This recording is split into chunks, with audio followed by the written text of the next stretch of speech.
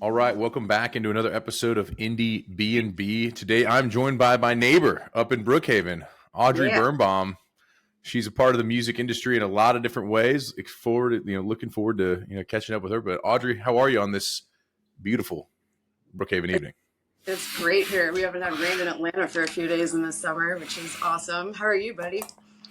I'm good. I'm good.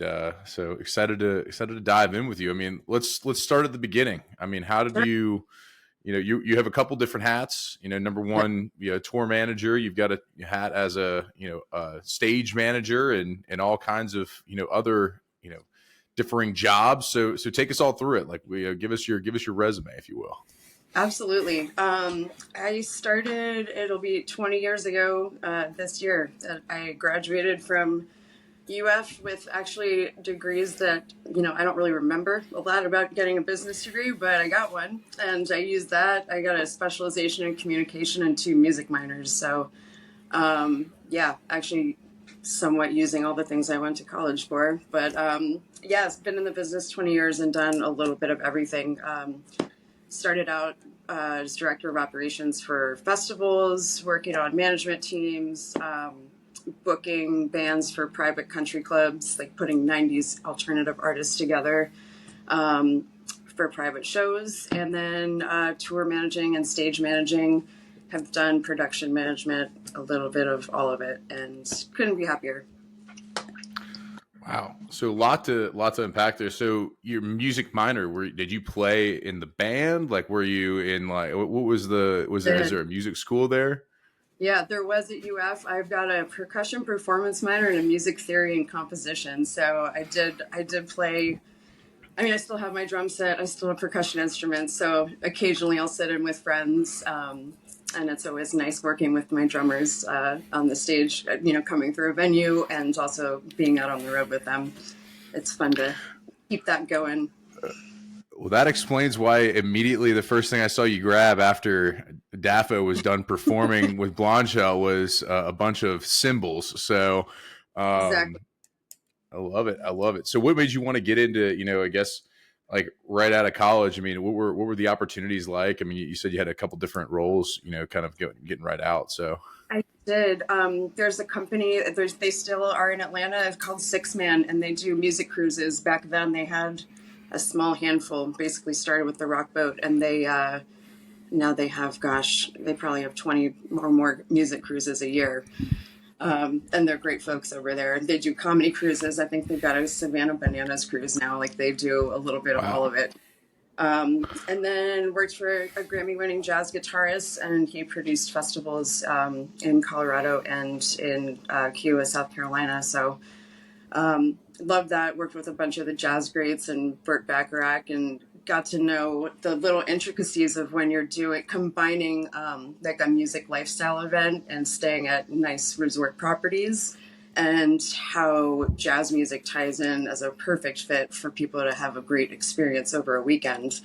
Like Burt Bacharach, Al Jarreau, all sorts of guys that that was a really fun part of my career, and learning what it takes to work with a resort team. So that in itself, every little bit that I've done over the last 20 years kind of helps with what I do as a tour manager now and as a Mhm. stage manager. You gather from all different types of shows that you've done and people that work in different industries and how they interact with the music business. It's pretty fascinating. Wow. So like essentially what these like weekend or festivals were is like I get to go, see Burt Bacharach, I get to stay at a nice resort, probably go to the spa, much Hmm. different than, what people conventionally think of a festival, roughing it, going to stay in a tent. Exactly. So And they do. There's all sorts of different cruises. Like I've done the Dave Koz cruise for 3 weeks over in Europe. There's experiential lifestyle festivals. Some of them are floating, and some of them are at nice resorts. And it's fun to watch that industry grow. Starting out in the jazz industry, and working really in almost every genre. So yeah. love With that. those I love. cruises, Sorry, go ahead. Yeah, no, with those cruises, like, I mean, is that like a time for like a fan to be able to interact with the artist, like probably on a level because y'all are all staying in the same boat? Like, what's the kind of A the hundred. luxury of that? That's, they set up meet and greets, and fans are pretty respectful in general about the time when they are allowed to spend with the artists and the time where they give them their privacy. Usually there's like a Sure. little separate section of the ship where it's musician time versus fan time, but everyone's so approachable. And for every headlining artist, there's bands that are there too, and those are kind of the band and crew will hang out a lot of the times with the fans, and that's With the kind of a fans. fun part to interact with. All right. Well, let's give me one story, good, bad, or indifferent from a cruise. I mean, I think I'm sure there's something that's up there that Gosh, that's I mean, the doing the cruises for 3 weeks. So basically, it's the same artist and crew. I think there was 150 of us that spent 3 weeks together on the ship, and there's week one, like you start in one port and you end in another port, and then you do that entire cruise backwards. Would get a whole new set of fans. So the wow. fans get off the ship. Then the second week there's another group, and then the third week there is another group. So being able to get off at each of those ports every day, most of the days anyway, and just seeing the places, being able to spend time before the shows start every night. Like sometimes you stay on the ship and you do prep work for the events, but I think that was the most fun part. And a lot of the times the artists would the artist will be in the same line getting back on the ship as everybody else, and everyone just it was a great camaraderie. And a lot of those fans, Dave's one of the best in the business, so those fans keep coming back year after year. It's pretty cool to see that. Wow. So what was your favorite port you guys went to in that 3 weeks? uh, I think Malaga was my favorite in Spain. It was just great. Like a lot of the ports, sometimes it takes a little longer to actually walk to something, but that was my favorite. Just getting off the ship and everything was kind of right there, and going to the market every morning and getting, buying local flowers, buying local food, all that stuff, interacting. Um, I speak French, but I don't speak Spanish. But they were able, since it's so close to France, they understood a lot of what I was saying in French. So that was pretty nice. Wow. I mean, 5 tool player. You can speak French. That's amazing. Let's go. Yeah, I love that part of it, and I actually get to use. I studied abroad in Paris in college, and now I get to actually use my French too because I tour manage Gypsy Kings featuring Nicola Reyes, and they all speak French. So that is the fun part, spending that time with my band and crew and learning all the little intricacies of the language. That's the best way to Yeah. practice it is when you're kind of explaining things and explaining the slang. That's the most part. That's the best way to learn it. Yeah. For sure. Well, so we move off of cruises, we kind of get into, some more tour managing and stage managing, that type of thing. So what was the first venue you worked at That's coming out?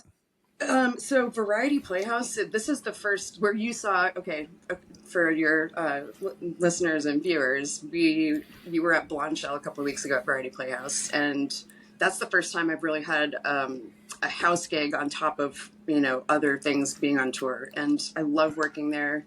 Everybody from the production team, the bar staff, the security. It's such a great place to work. So when you saw me taking the cymbals off the stage, that was the opening band transitioning into the headliner. So you were watching that crazy changeover process that happens between an opener and a headliner.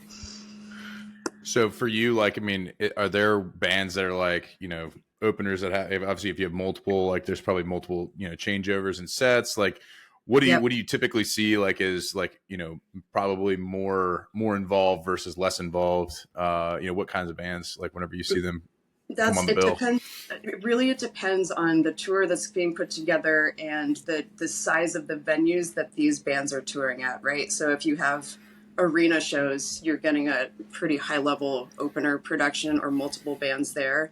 So the changeover for set times and how much gear the band is touring with, if they're touring with a semi truck, if they're touring with tour buses, versus if they are renting a lot of gear in each city. It just depends on the size of venues that they're playing. So, at Variety Playhouse, usually it's a smaller opener, and we don't have a lot of. I love our theater, but we don't have space for a changeover. So when you saw me taking that stuff off the stage, it was going straight outside to get packed up. As much as we can pack up in that little hallway there, we'll do that. But yeah, you just work around the challenges of each venue. And honestly, that's one of my favorite parts about being a stage manager at a local house gig and being on tour is you get to spend that time inside of the other brain, right? Like when I'm on tour, I get to see the house crew and the local crew working and working through their challenges. And then me as a tour manager working with tours that come through my house gig, I get to see the same side. I'm like, I know, I know what might be going on today. We got your back on this challenge. So, as a tour manager, like when you like, how do you keep? Because I mean, I can imagine it gets long. Dog days. We've gone. We're on night 3 of 70 or 27, whatever. mm-hmm. How do you keep everybody sane? Is that in your job description? And what are the strategies you've used? A little bit. Communication and advanced prep work are the key portion to all of this.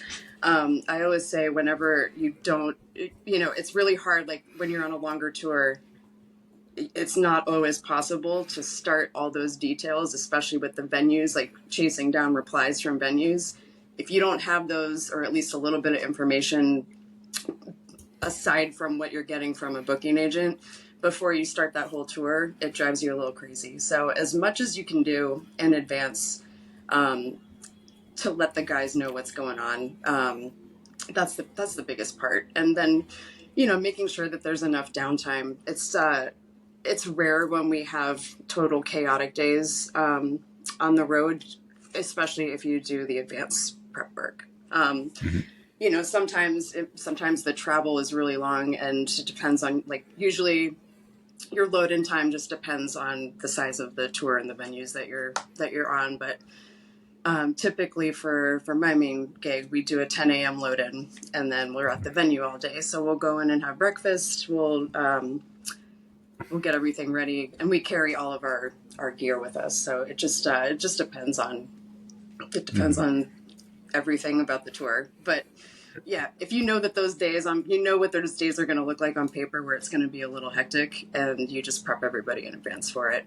Those are the days where maybe, the bus stock, you spend a little extra on the food that everybody likes and making sure that there's good meals. And those are the days maybe you order after show food for everybody. Sometimes it does take the little things to make sure to keep everybody on the same page. Sure.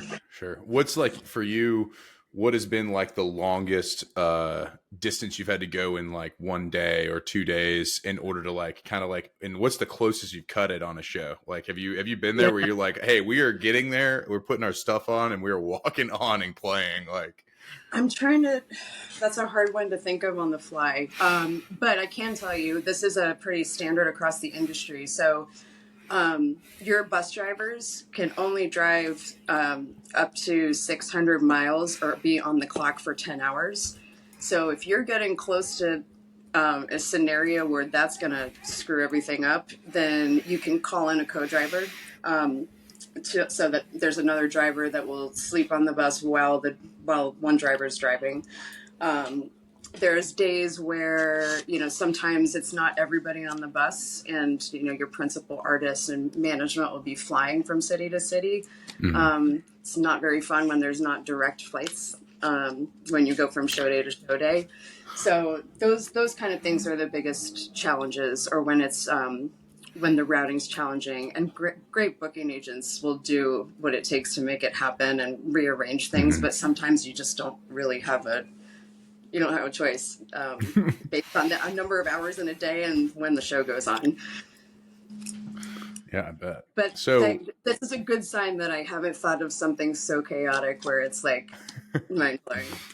But there have been days when when the principal artist flight has been canceled or delayed, and sometimes it's not in driving distance. And so like immediately you're doing everything you can to get them on that flight and make sure it happens without a delay.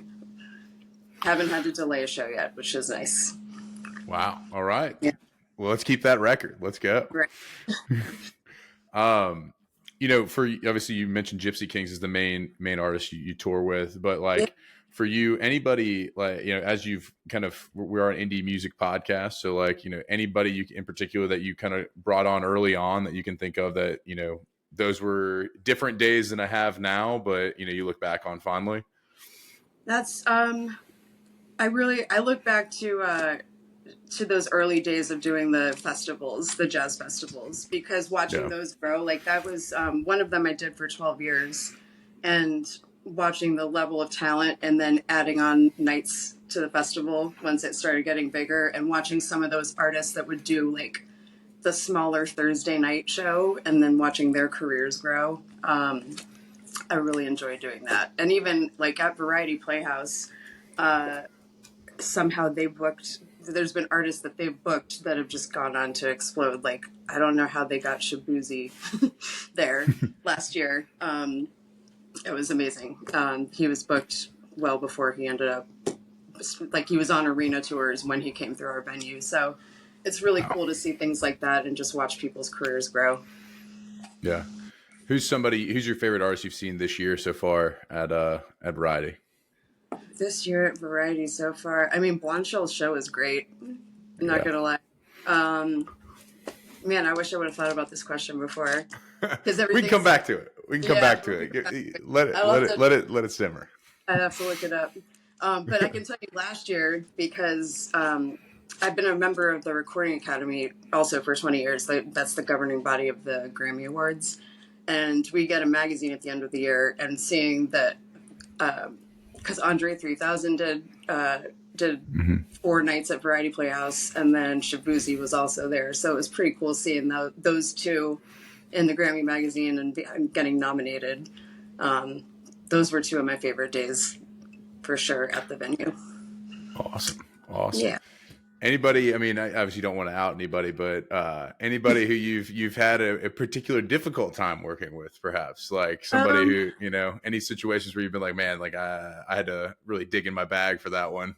I've had difficulties with a lot of people, and not to like go into specifics about the artists, but working with people, like keeping your bus really clean is a big thing, because you're living with, for however long your tour is, that's your home. Sure. You're living with these people, so having hard conversations about keeping a bus clean as far as touring. And then having, on the flip side of it, at the venue, there's a lot of people that you get people that aren't as experienced in the industry, so you kind of have to say no to certain things. It's not hard to say no, but it is hard sometimes to say it in a nice way. Like, sure. I like to start out always having a positive attitude, and then that way everybody's in it together. And then when something hits the fan, that way you still have a positive attitude, and then it's a little easier to be like, hey, we can't do this anymore. Yeah. So I guess I don't know if that fully answers the question, but no, definitely. Yeah, no, the approach you take, I'm sure, is you got to be very diplomatic, especially, I mean, bus cleanliness, for, you're talking to grown people, right? Like, it's not like, it's not you got a bunch of kids that you're like, hey, you're 18, like, keep your fucking room clean. It's like, hey, exactly. Like, we're on this bus for 30 days. Like, we got to keep this thing in good shape. Exactly. So. And that's, sometimes it makes it hard. Like our bus drivers will do like light cleaning, but like you got to keep everything pretty clean. And it's really hard to sometimes to get hours. Like if we're doing our jobs right as tour managers, then the bus drivers, let's say we're pulling in super early to a venue before anybody's even awake. Most of the time I'll be able to get the drivers into their room, like strategically picking rooms that aren't oversold the night before. Sure. It's important for your drivers to get sleep. Your life is in their hands constantly. So a lot of times, like, I won't see my drivers for a couple of days. Like, they turn their phones on silent, and like if I need them for something, I usually email them, and then as they wake up on and off, they'll let me know. So yeah, that kind of stuff is really important. And then just doing little things, keeping everything tidy, having help checking the stock of everything on the bus. Like sometimes we'll wake up and we have totally run out of coffee cups just because we forgot to check something. It's just little things like that, though, that they add up, and then they will eventually make you lose it when you're on the road for a while. So you just said like you're booking rooms. Like, are you like, all right, we're leaving Atlanta with the Gypsy Kings. We're going to Birmingham. Like, are you booking that room like day of the show in Atlanta, or like what is the time frame from that? And it depends on the tour. So luckily with Gypsy Kings, we have a travel agent that helps, but I have to do a lot of that legwork. I can't just be like, okay, here, because like the better understanding that I have of the tour, like it's a complete picture. If you're just kind of letting people go on the fly, you don't have a complete picture of what that day is actually looking like. So sometimes tour managers do have to do, just depending on the budget, they'll have to book rooms, but most of the time that's well in advance. There's been times where like a room has been unsleepable and I've gotten that phone call and had to switch rooms for drivers. Like obviously we don't try to put them in a bad caliber room, but you go through certain cities and literally, Gypsy Kings especially have repeat cities that we do almost every year, or every other year. And, most of the time we try to keep consistent hotel relationships, but sometimes it's impossible. There's like touring in February in Florida, for example. There's always like a Valentine's Day weekend. There's no hotel rooms. So you have to go a little further outside of where you would normally put your people closer to a venue. So there's lots of challenges, like in Anaheim where we play at the Grove. It's one of my favorite venues. It's literally in the parking lot where the Angels play. So, you have to look at all sorts of things that are going on in a city. Boston in the fall is always insane because people are up there for fall foliage and all sorts of events in the fall. So, it's just, you just have to look at everything as a big picture and make sure you're looking at stuff way in advance to make sure you're not spending way more money than what you budgeted, Sure. Yeah. I mean, like, that's like, you don't think about that stuff, but like, I'm thinking about like some kind of like, not a concert, convention or something like that. Like a huge, like, thing that you're like, there's all the hotel rooms are booked up, but exactly, like you're not going to cancel a concert because of it. And there's just a lot of things that people don't think about that are surrounding a tour. Like it's not just your show. That's the main priority, and making sure that your gear gets there. And I've had bus breakdowns. Actually, that's bus breakdowns are the ones where I've had to worry about making sure the show is on time. But we have such a great network of people to rely on. But in August, for example, most people are out on tour, and it's really hard to get replacement tour buses. So we've had some issues with that, but it's always worked out where we make the show on time. So wow, yeah.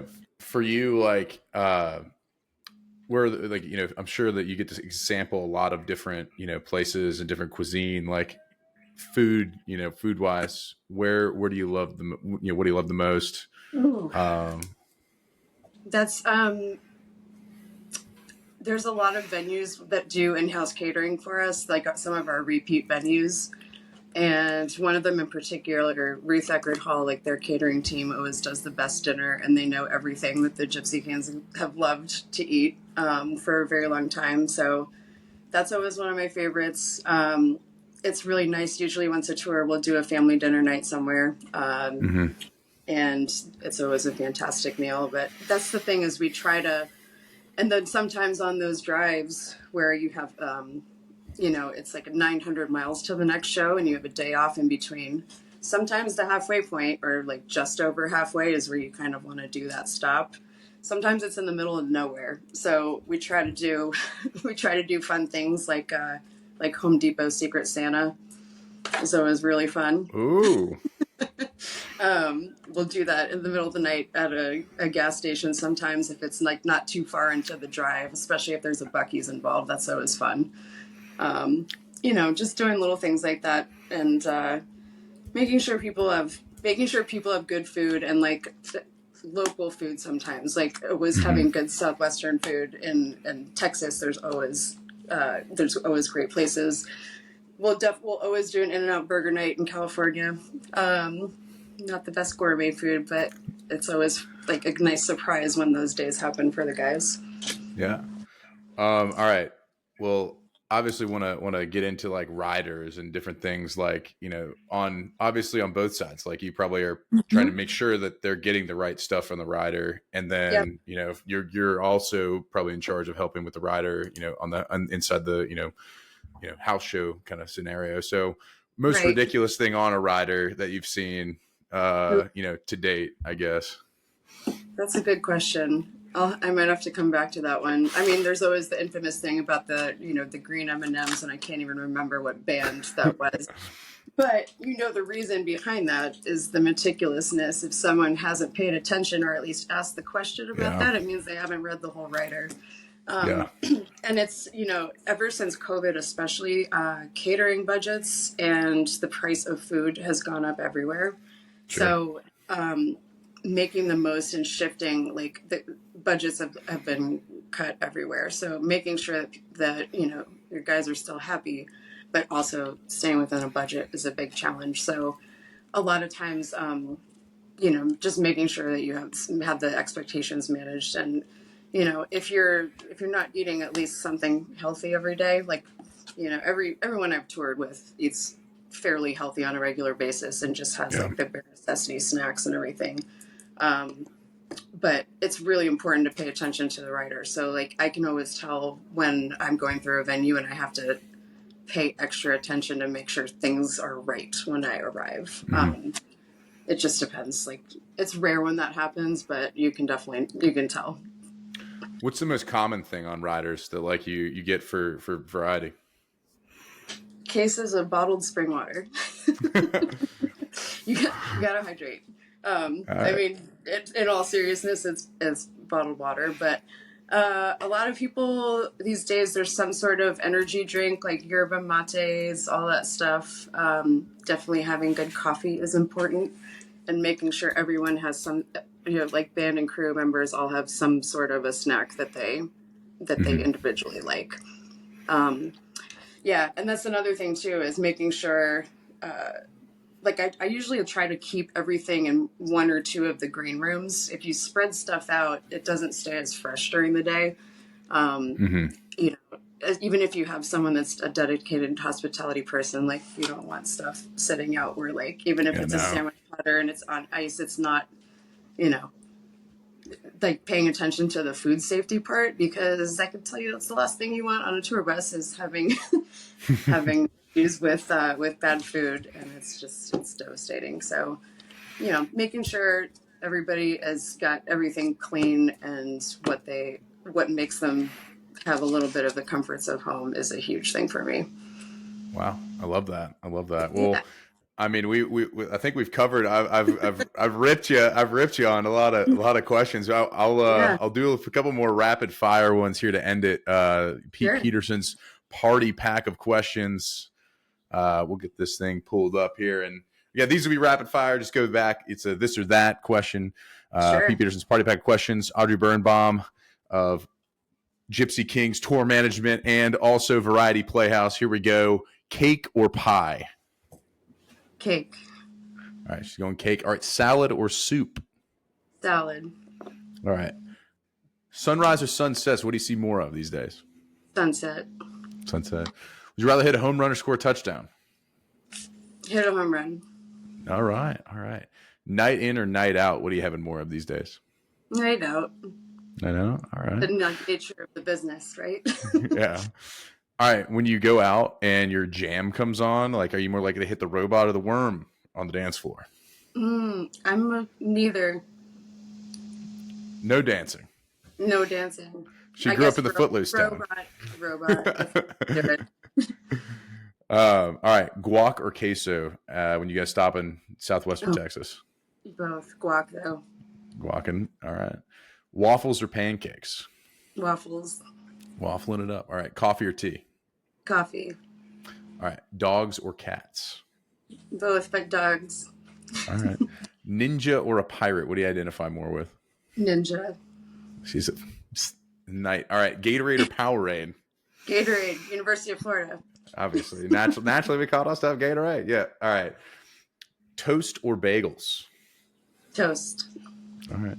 Chips or pretzels? Chips. Just chipsing it up. All right. Fries or tots? Tots. After a long day, TV show or a movie on the bus to the next city? Movie. Movie. All right. Are aliens real? Yes. Is Bigfoot real? You've seen a lot of the country. I don't know. Okay. Is love at first sight real? Sure. All right. There we go. And a final question of Pete Peterson's Party Pack of Questions. Give us 2 bands that we ought to check out that we might not know. People you've been digging on. Oh my God. Pile, for sure. They've been around forever, and they are going on a fall tour with a new album out in August. And another one that's been around forever that I actually discovered during COVID when I was on a run is Deus. They are from Europe, and they've been around forever too, and their music's really interesting. All right. So we got a little pile action in Deus. Everyone check it out.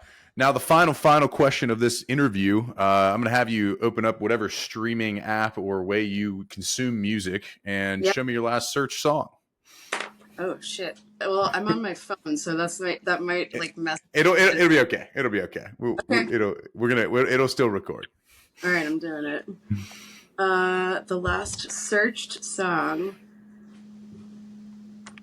was...